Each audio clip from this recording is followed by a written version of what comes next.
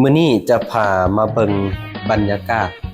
การเฮ็ดเวียกตอนเช้าหรือว่าในการจัดออเดอร์ส่งให้กับลูกค้าของทีมงานเนาะตอนนี้ใครอยู่หน้าเคาน์เตอร์บอนเบิกสินค้าเนาะโอ้ทีมงานแต่ละคนกำลังเตรียมจัดส่งสินค้าให้กับลูกค้าเช่นเคยเนาะมื้อนี้เป็นมื้อที่2ในการเฮ็ดคลิปของเราเนาะรีวิวการเฮ็ดเวียกนะอันนี้พนักงานเคาน์เตอร์เฮาก็เบิกสินค้าให้กับทีมงานแต่ละคนโดยความเบิกบานม่วนซื่นนะตอนนี้รายการใดเข้าไปของมันนะครับเตรียมจัดแพ็คตอนนี้นะจัดแพ็คแล้วทีมงานเราก็จะเอาไปส่งเนาะอยู่อนุสิทธิ์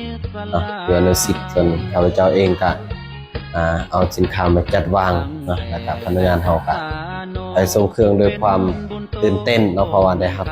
บเงินจากลูกค้าเนาะตอนนี้กำลังลงลิฟต์เนาะพากันลงลิฟต์ลงไปฝากสินค้าอยู่สัน B1 เนาะอยู่ไอเต็กเลยเนาะสะดวกสบายการจัดส่งตอนนี้ฮอดสันลมแล้วก็สิได้ฝากยาให้กับลูกค้าแล้วเนาะ